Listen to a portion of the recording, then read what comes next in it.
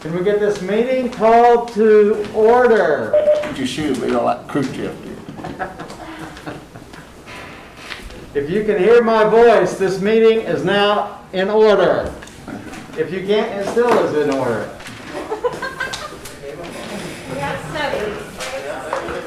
All right.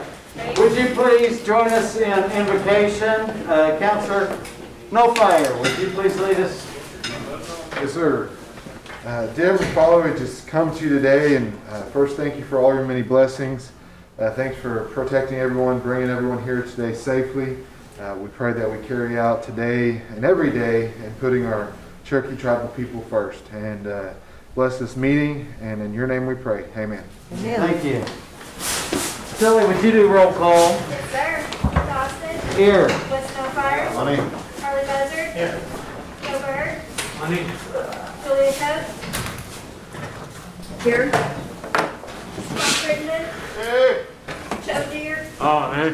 Mike Dobbin. Here. Patton Dustin. Honey. Rick Jordan. Here. Daryl Legg. Here. Dora Fitzkowski. Here.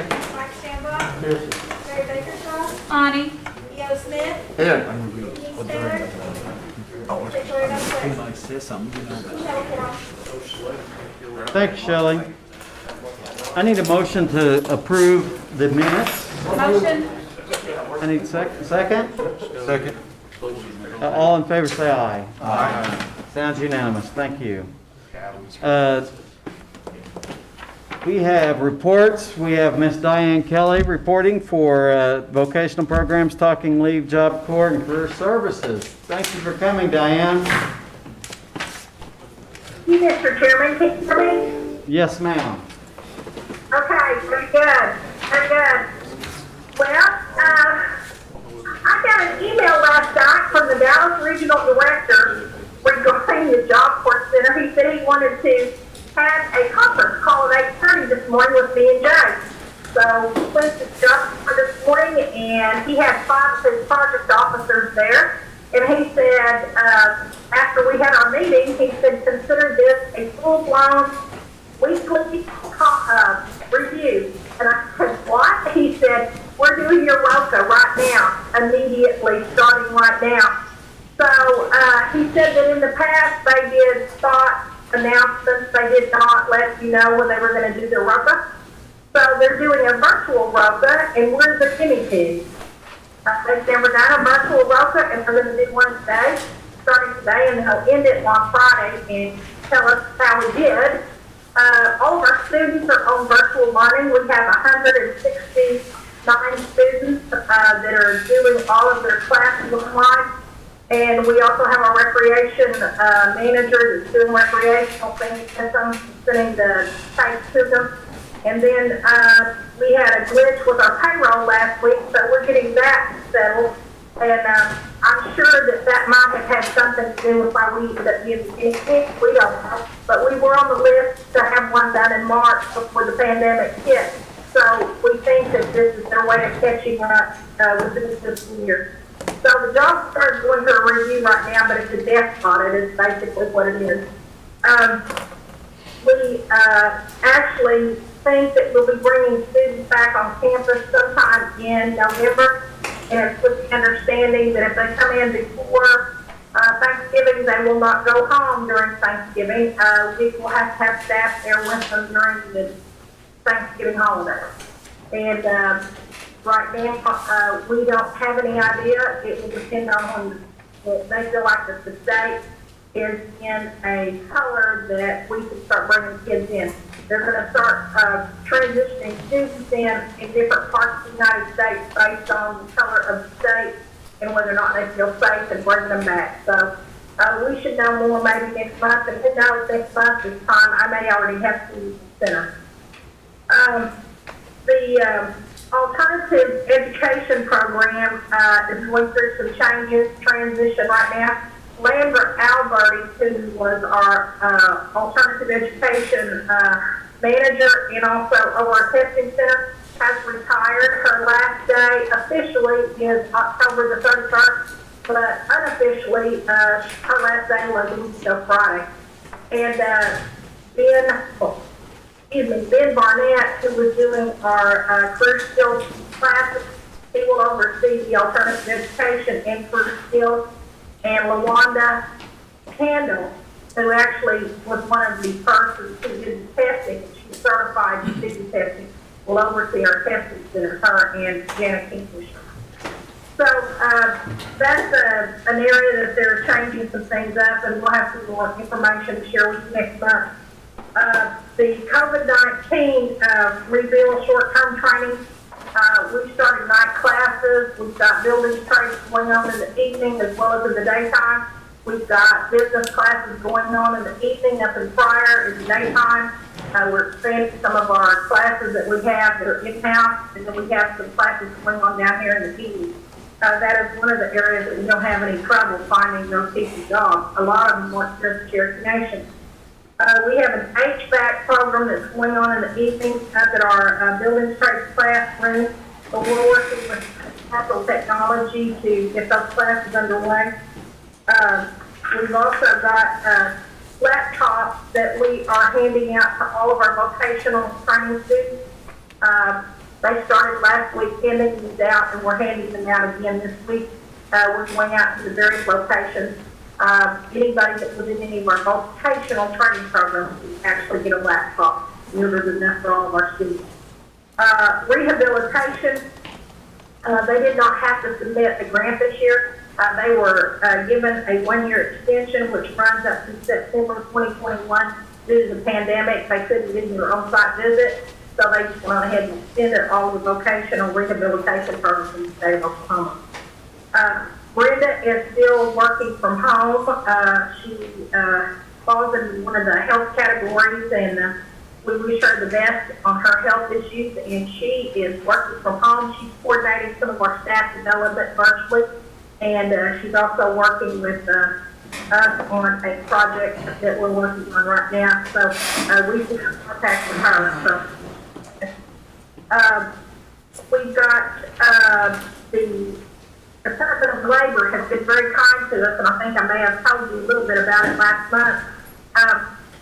We were fortunate enough to get a program that was COVID related, which is called disaster relief. About 2 weeks ago, we received notification that we're getting an employment training recovery program, and Josh Skywater is heading that up along with the dislocated worker program that he has right now that he is heading up. So his same staff will be doing both of those two programs. We've got the vocational rehabilitation program. We had a signing ceremony last week with the chief, the deputy chief, declaring it Disability Awareness Month here in the Cherokee Nation. And James Ballard, Brenda, and their staff, they were actually there in the picture. And one of the success stories is one of our Disability Initiative Program staff people that's in our report this month.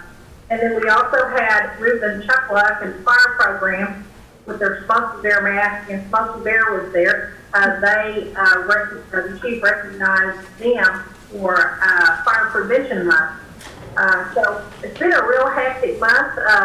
Hunter was in Pryor today at a business meeting.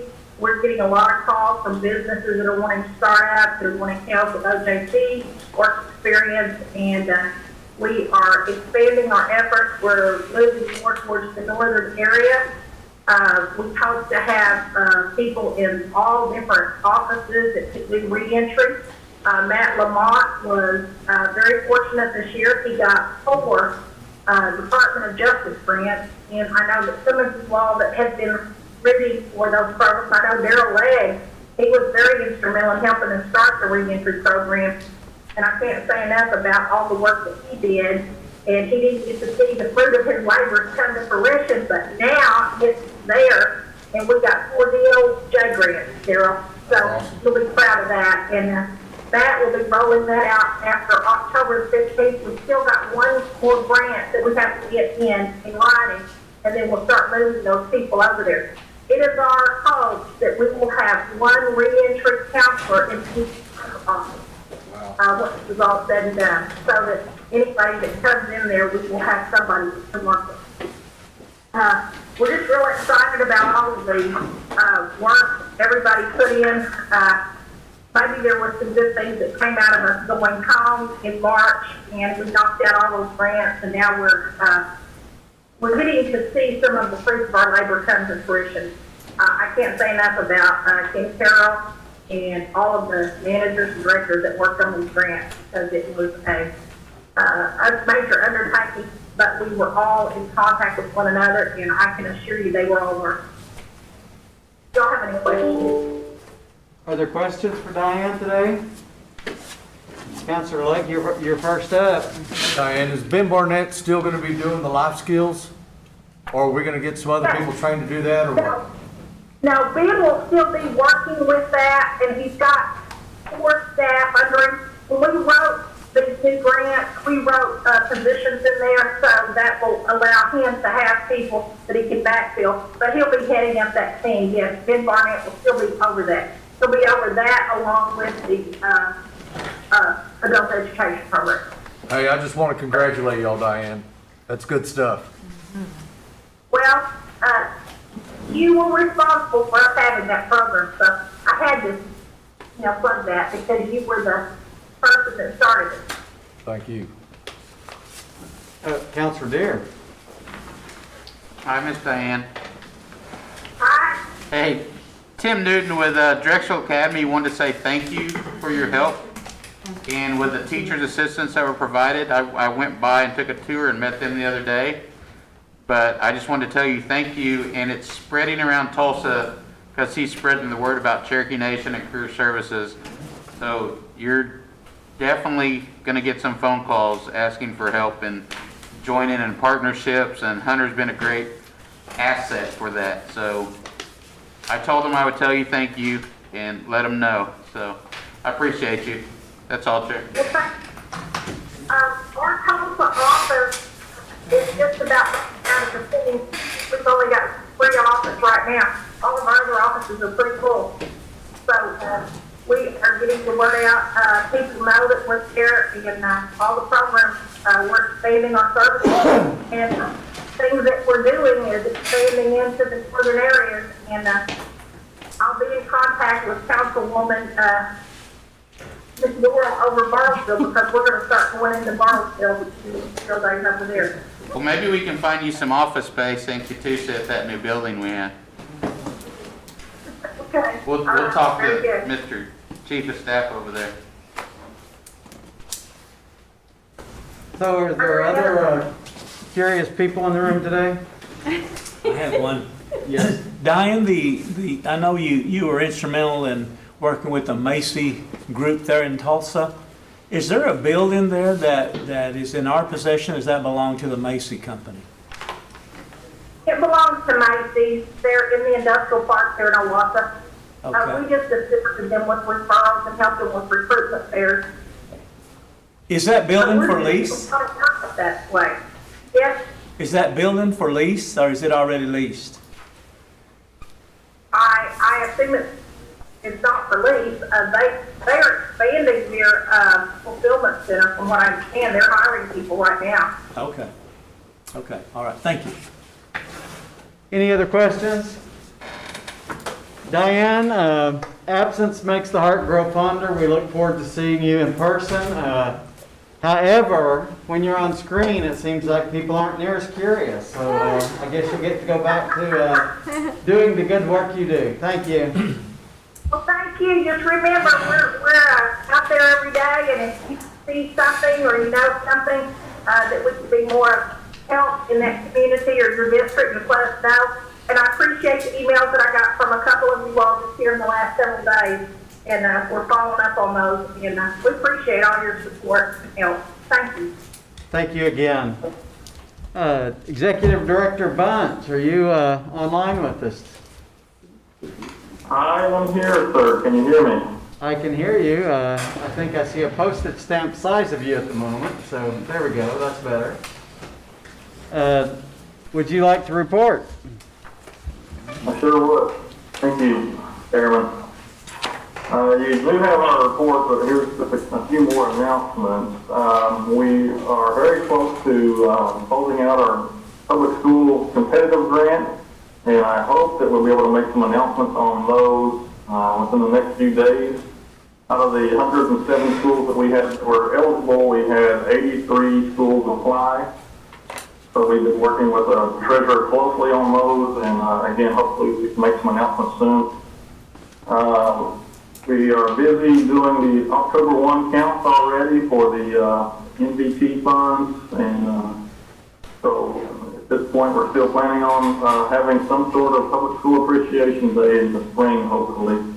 Recently, Cherokee Nation was able to acquire 30,000 face masks that we have been distributing to public schools. I'd like to thank our JOM staff and our manager, Carolyn Allen, for helping to distribute those masks out to the public schools. You've probably seen some photos on Facebook with some school kids wearing those. The 2021-2022 Fafsa application is now open. If you know college students and if they needed assistance, please let us know, and our College Resource Center will be glad to help them out. That's one of the things that oftentimes holds students up with their college scholarship application, so please encourage them to start early and let us know if they need help. It's also midterm season for college students. Unfortunately, we cannot help them out with that, but please do encourage them to study and take those seriously. We're still processing the technology vouchers and still responding to emails. I'd like to thank our staff again for their patience and diligence in answering phone calls and emails and getting all these vouchers wrapped up. I spoke to IT this morning, and I believe that paper checks will be going out very soon, possibly even this week. Those who decline their electronic transfer or those who let their links expire. So you can tell our citizens that hopefully by the end of the week we'll be sending out those paper checks. One of the other things that we've been working on is creating a 3 new positions for truancy officers. You might recall that Principal Chief Chuck Hopkins announced that in our education initiative to create and bring back those truancy positions like we once had. Most of them were locally here in Cherokee County, Mayor County, Sequoia, Delaware counties. So we're busy trying to get those positions created in the field.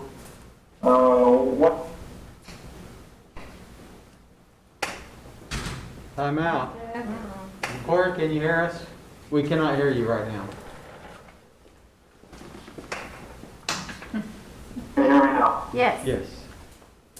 Okay. One of the things I've been working on personally is was invited by the Oklahoma State Department of Education to participate in interviewing for a vacancy they have in their office for the Indian Ed Director position.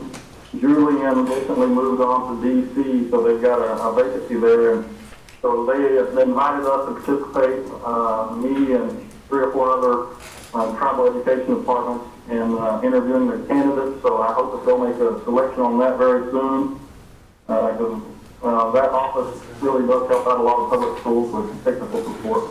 But I was very glad that the Superintendent Hofmeister was open to allowing us to participate. I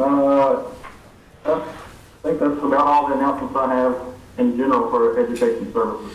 Be glad to answer any questions. Are there questions? Yes, Councilor Patzkowski. Corey, I was wanting to know if you could speak a little more specifically about the education stipend, tech stipend that came out.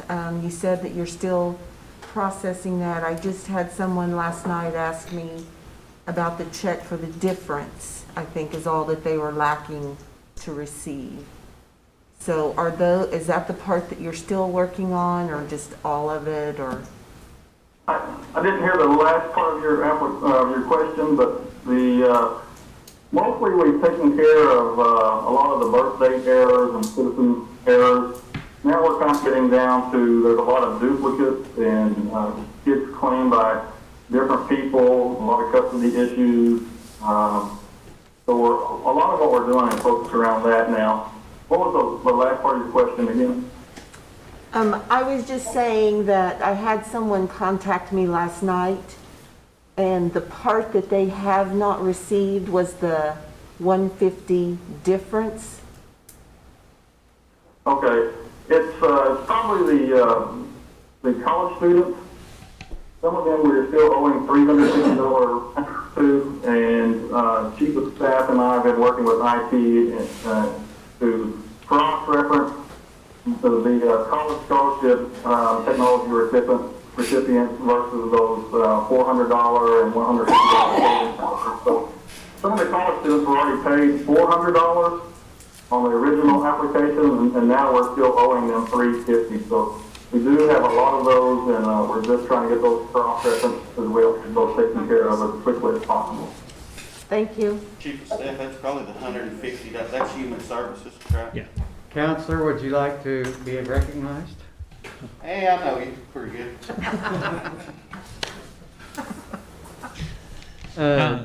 Are there other questions? Mr. Bunch, what do we have in place as a plan for, I guess it's now spring sports, to be basketball, and also when, or what plans? I know I mentioned last month a narrative of what percentage or threshold we're trying to get to open the school back up. That's a good question. Of course, it's our goal to get our students back on campus as soon as possible, especially for academic purposes. We know that some students are struggling, some parents are struggling, and we're doing our best to meet their needs already. I've been working closely with chief of staff and folks from the health and public health on some ways that we can get those students back on campus. Hopefully, we'll have an announcement very soon from chief of staff or from Principal Chief Hoskins on exactly that, whether we can or cannot return to in-person school. Last month we may not have made it clear, but we were really watching the state maps as far as the color-coded state maps that you guys have probably all seen by now. And, you know, many of the counties are in red right now. So we'd like to be a lot closer to green before we end the school, or at least like to be able to know for certain that we're going to be able to protect our students the best way possible. Okay, so it doesn't sound like there's an actual plan. It's just in theory that we have an announcement of a plan or whatnot. The only reason why I bring it up is that we've kind of delayed this now from beginning of school. We've gotten through a few weeks, and I come a little frustrated just because I've been dealing with students that are frustrated, families that are frustrated, and now faculty that are frustrated. And I'm really concerned about the education of our students, the opportunity that they're dealing with at home, on a home life struggling situation that can't get recognized because school is that form of social service that can be recognized. I know students that are dealing with a lot, that have been made aware of a lot of situations, and not getting any sort of answer of a program or a plan is going to cause continually a lot of students transferring out. And I hate to hear that, not just as a former student, but also a missed opportunity to give those students a good education and also to be able to protect them from home life issues that they may be dealing with. And I wish that we would come up with a plan or have knowledge of a plan that we could give to these students. That way they can make that decision on their own with their families and have that opportunity. That's a great comment, Counselor. Actually, we do have a plan. We're constantly planning, to be honest, and have been since the start of school, in ways that we can keep our students not only safe, but give them the best education that we can provide. The trouble is we don't want to overstate what we can do to keep our students safe. So until we get those things confirmed, and I'm kind of hesitant to announce any plans, but we are definitely getting close to making an announcement, and I think it'll be beneficial to our students and our staff. So are we thinking announcement tomorrow, this week, next month? What's the announcement? I believe by the end of this week we'll be able to hopefully, confirm what the plan is going to be.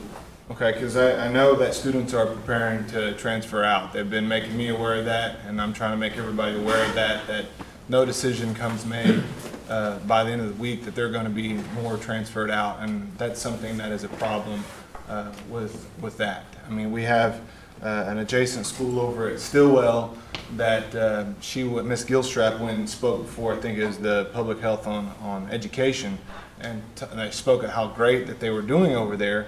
And over there, they're virtually all in person, and I think Counselor Crenton can attest to that, of how successful that they've been operating over there. And I'd just like to afford that same opportunity to our students and not have to deal with all the complaints and the problematic issues from not having a school that's open. And we can all argue that there is a lot of problems that can stem from not having kids in class. So, but I think that as much as I could compel trying to get you to say something, it may not happen today.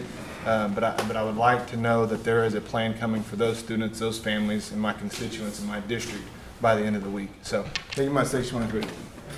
Are there other questions? I have one. Yes. Yes, I asked how many students had transferred out of Sequoia about a month ago. And the follow-up question that would be, how many has transferred out, and what was our max last year, and how many students are currently enrolled at Sequoia? Okay. I believe we sent the number on how many have transferred out this past week. If you didn't get that, I'll make sure that you get that and the answers to your additional questions.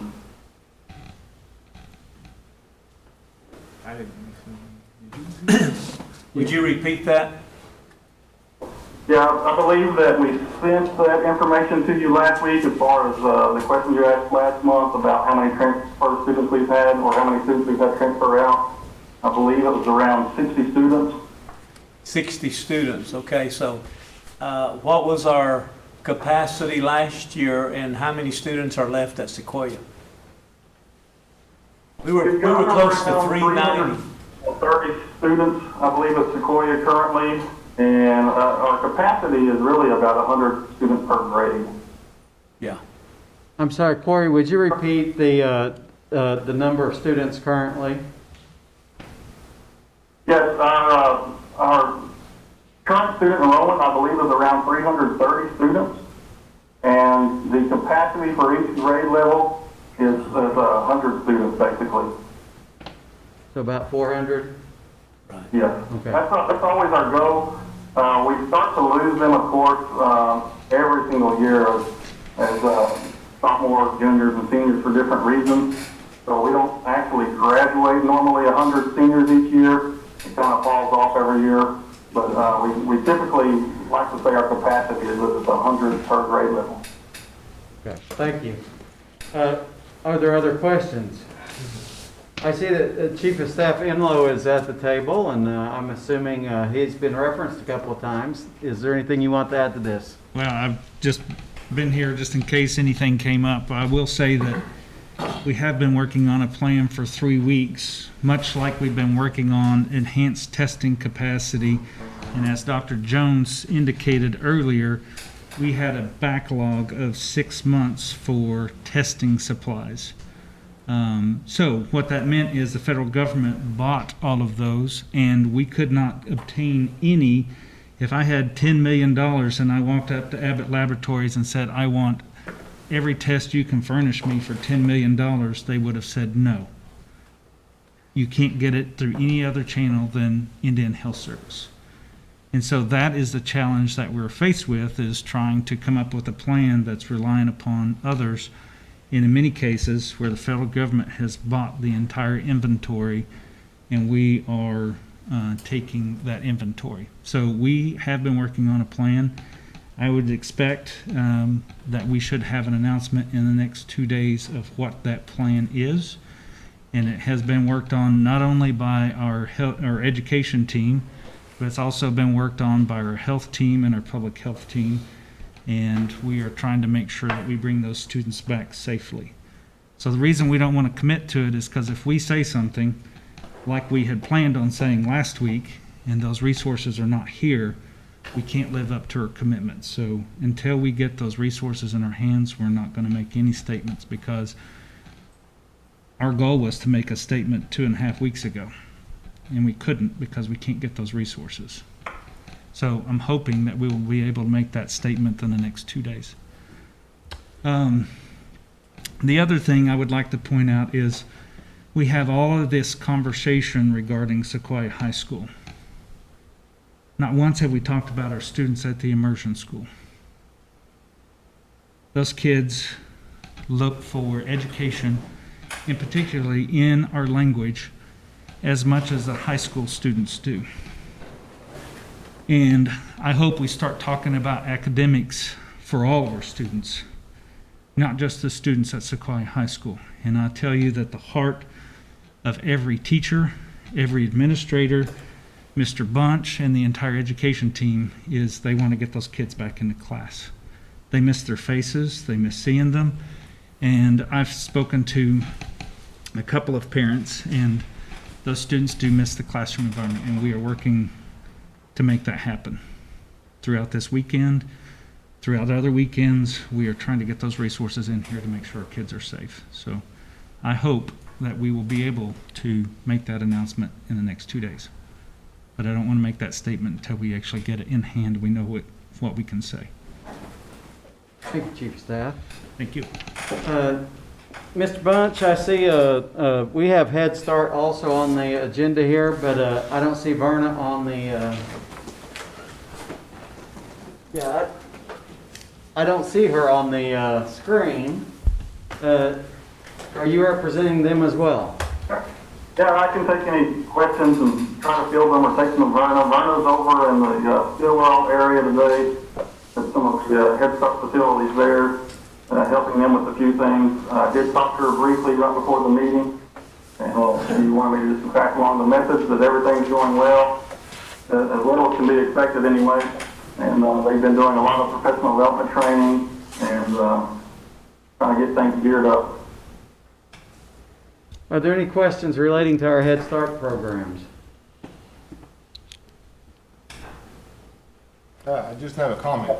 Yes, Councilor Nofire. Throughout the pandemic, there's also been a lot of craziness that's happened in everyone's family's life, and including ours. And we had enrolled our kids at another kind of half-day program. And so as time went on, we needed to advance their education, and we got with Verna and we got them enrolled in the early 3-year-old program, and it is excellent. And I know she's not on there, but we have them in a program, and it is great, and I really appreciate what they're doing with our students. Our kids at that age, it's like I bring home my kids, they're different. They've got a whole different, it makes me feel like I must not be that good of a dad because they're taking care of them. So, but just wanted to comment on that. So tell Verna in the word that we appreciate her. So. I think Sure will. We're very fortunate in Oklahoma to have preschool programs, Head Start programs so readily available. So I'll definitely pass that along to Verna and her staff. Appreciate that. Anybody else? Well, dang. This is record time. We're ahead of schedule. Good. I suppose it's time to get back to work, Corey. Thank you. Will do. Thank you. There's no old business, no new business pending, no new business, I should say.